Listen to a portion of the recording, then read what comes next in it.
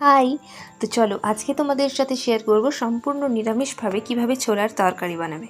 তো প্রথমে আমি ছোলাগুলোকে সেদ্ধ করে নিয়েছি। এরপরে কড়াইতে তেলটাকে গরম করতে দিয়ে দেবো কিছুক্ষণের জন্য। তেলটা ভালো করে গরম হয়ে গেছে। এরপর আমি শুকনো লঙ্কা এবং গোটা জিরে দিয়ে দিয়েছি। মশলাটাকে তৈরি করার জন্য আমি কিন্তু নিয়ে নিয়েছি টমেটো এবং আদাটাকে পেস্ট করে। তার মধ্যে দিয়ে দিয়েছি শুকনো লঙ্কা এবং কাশ্মীরি লঙ্কার গুঁড়োটাকে। তো মশলাটা ভালোভাবে কষানো হয়ে গেছে। এরপরে আমি কুচি করে রাখা নারকেলটাকেও এর মধ্যে দিয়ে দিচ্ছি। মশলাটা 1 থেকে 2 মিনিট ভালো করে কষে নেওয়ার পরে কিন্তু আমি সেদ্ধ করে রাখা ছোলাটাকে দিয়ে দেব।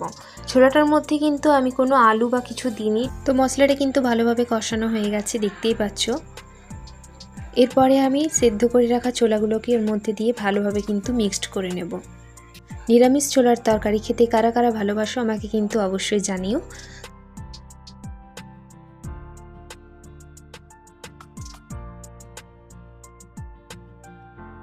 মশলাটার সাথে ভালোভাবে মিক্সড হয়ে গেছে। এরপর আমি দিয়ে দিচ্ছি পরিমাণ মতো জল।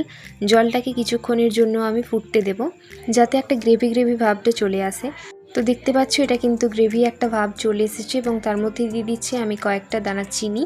চিনিটা দিলে কিন্তু যে কোনো খাবারের টেস্টটা আরও বেশি ভালো হয়। এরপরে আমি কিছুক্ষণ নাড়িয়ে নামিয়ে নিলেই কিন্তু রেডি হয়ে যাবে সম্পূর্ণ নিরামিষভাবে তৈরি ছোলার তরকারি।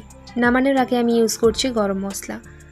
এটাকে 1 থেকে 2 মিনিট ফুটতে দিয়ে আমি নামিয়ে নেব।